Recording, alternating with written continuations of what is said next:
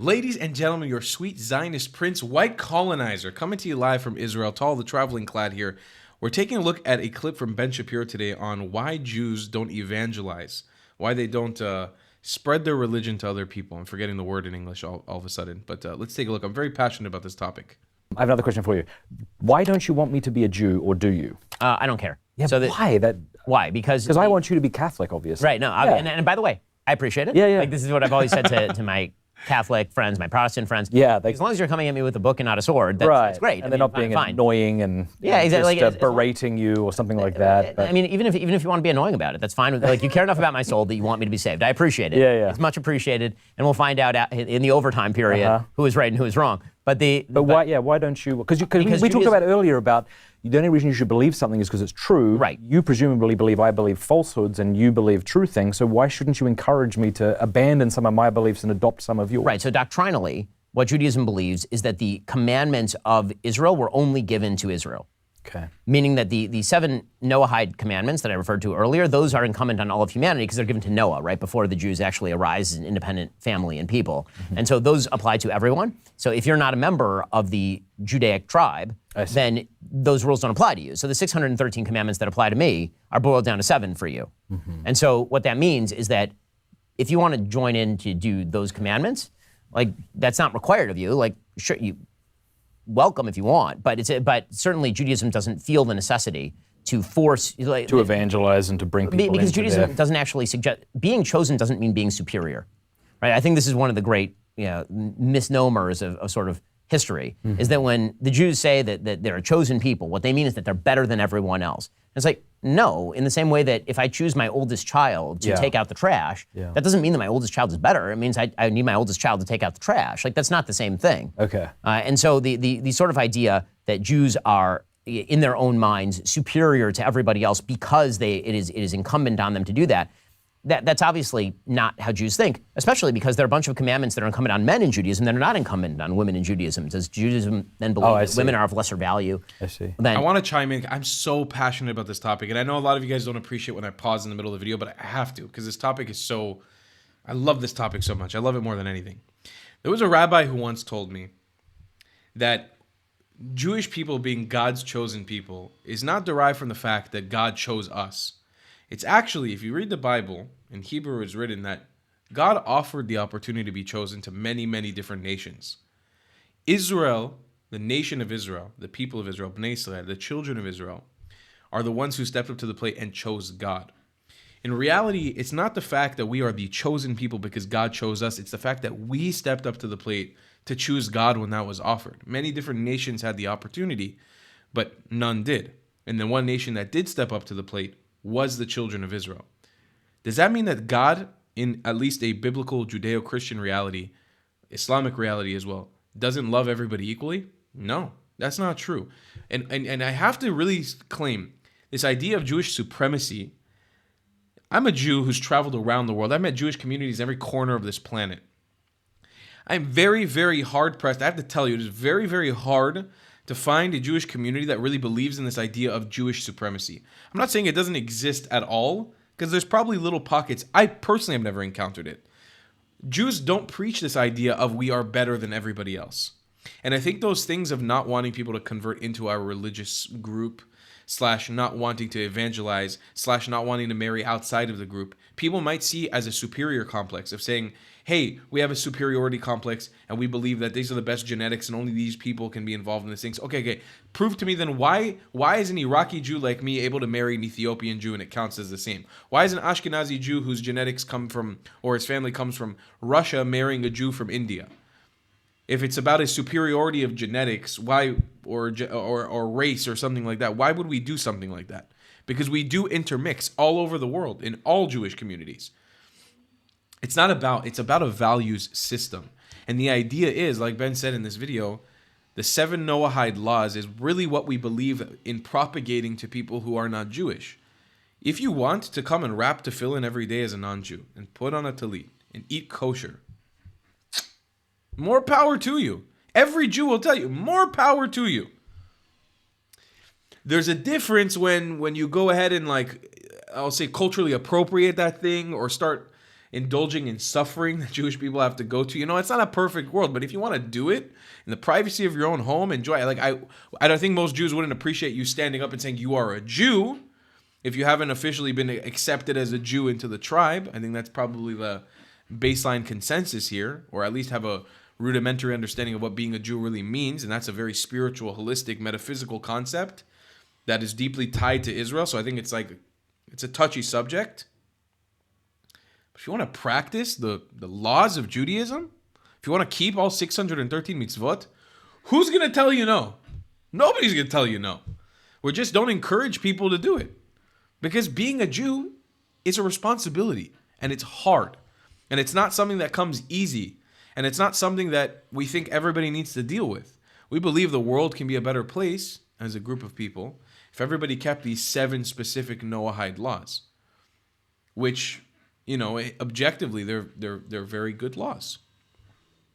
Then men. I mean, but apart from little laws, there must be like metaphysical things that you hold as true that you would like me to believe. Or at least you would like me. I don't mean to be confrontational, but you would clearly would want Christians to realize that Christ was not the Messiah, that he didn't. Maybe you don't want that, or maybe it doesn't bother you. You don't care one way or the other. Right. So the way, but like when I look at Mormons, you know, I'm like, look, I love you, and this isn't a criticism on you directly, but Joseph Smith was not a prophet. My Muslim friend, I love you, but like Muhammad was a liar or a lunatic. Maybe he was possessed, but he wasn't a prophet. Right. So I have to say that in love, and so I would wonder. And maybe it's just that you have a public platform, and so you don't want to get into that to offend people unnecessarily. But it really isn't that. I mean, the Jewish doctrine is that as long as you believe in God, as long as the actual seven commandments to non-Jews are believe in God.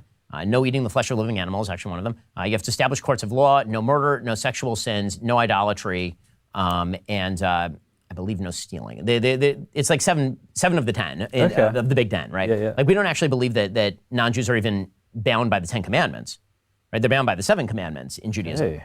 So it like boils even further down. So how you believe in God is of little consequence to me, so long as you do believe in the monotheistic God. What if I believe in a God that lives on top of a mountain and whose name is Jeffrey?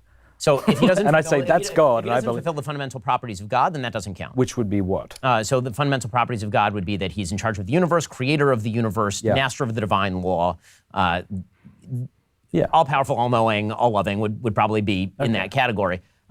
There's debate in sort of Jewish circles as to whether you have to believe that God gave the commandments at Sinai, whether that's a debate between a couple of major rabbis, Maimonides included, as to whether if you discover those 7 laws on your own, but you don't believe that they were given at Sinai, does that count? Right? So there is some doctrinal debate there, but in general, the basic idea that there is only one path to God in the same way that there is in Christianity. I see. That doesn't exist in the same way. What about like a Mormon who believed that God was once a man like we are? Like, would you go, okay, I'm not saying you've given much thought about this, but would that be a place where you'd be like, no, I need to evangelize you, or not that word, but I need you to come to believe in God differently than you currently do? So the answer to me is, I'm going to go with the I don't know answer.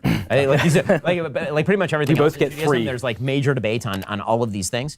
And there's a debate for a long time in Judaism over whether, say, Trinitarianism is monotheism or if it's not monotheism, right? Like that was a serious debate in Judaism. It's come down on the side of it's monotheism. Okay. So I wouldn't know the answer as far as Mormon doctrine specifically. Let's put it this way: if you're talking about like paganism, Judaism would have a problem with paganism. So let's say that you believed that there were 100 gods and they all ruled over different aspects of humanity. Then Judaism would say that does not fulfill the 7. And if you were in dialogue with somebody like this, would you feel obligated to try to help divest them of that error so that they could be saved? Sure. I mean, so then I would feel obligated to actually, in the same way that if somebody believed that adultery was morally acceptable, I would feel the obligation to say, well, no, adultery is not morally acceptable, and it's better for you to not believe that. So I think the basic concept that it comes down to, what it boils down to, is that we as Jewish people believe in live and let live pretty heavily. Muslim, Jewish, Christian, Hindu, whatever it be. I'll say that not every single Jew comes equal, and I think that like polytheism is like specifically rubs Jewish people the wrong way. Not that there's so many polytheists left today, at least not that Jewish people interact with on a regular basis outside of places like South Asia. And even there, the South Asian Jewish communities, whether that's in India or in Sri Lanka, or, you know, they live a very, very peaceful coexistence life. And I think it just comes down to a disagreement on what you believe in, but it's not preachy. We don't believe in preaching to you our beliefs. You have these set beliefs. Given the opportunity to talk to you about what I believe in God, maybe, I'm not going to say I'm going to try to sway your decision. I might talk to you about what I believe when it comes to a one-centered God of monotheism in Israel, the God of Israel. But let's say, for example, if you were a Hindu friend of mine, I wouldn't come at you immediately like, Hindu, you're a Hindu, so you believe in this is a God, and this monkey is a God, and this river is a God, and this temple is a God, and this rock is a God. I'm not joking. I was in India and I learned all that stuff. I didn't know that in Hinduism, almost everything can be a God. I wouldn't feel obligated as a Jew, and most Jews don't feel obligated to start preaching to you, this is why you're wrong. If you, out of your own fruition, felt a curiosity to talk to me about it, I'm not even saying I would try to convert you to this idea of monotheism. I would just share with you what I believe in and why I think it makes a little bit more sense. But it doesn't discount your belief. And that's what I love and hold so passionate about our religion in our religious group. It's so awesome to be a part of a group that doesn't care about what you believe in. Just live and let live. I don't care what you believe in. I don't want you to be the same as me. You believe in your thing. Just try to be a good person. And the core concept, tikkun olam, try to make the world a little bit better. I love that. I have a lot of pride in being a Jew. And that's one of those things. I see that flag behind me? Take a lot of pride in that because that's the values of that flag. That's the values of this country. All right. I love you guys very much. Thanks for supporting my content, and I'll see you in the next one. Goodbye, class. If you believe in my content and want to support me, just know your help is needed. There's a bunch of great ways to support me, being PayPal, Buy Me a Coffee, or joining my Patreon community down below. Patreon is the best way to support my channel, and you'll get a bunch of cool perks depending on what tier you join. Another great way to support me is by buying my merchandise on thetravelingclat.com. I regularly drop new merch designs like this beautiful hat or this amazing shirt, where you can support the channel and get something cool for yourself. I also have an amazing Discord community with people from all over the world. Thank you so much for your support.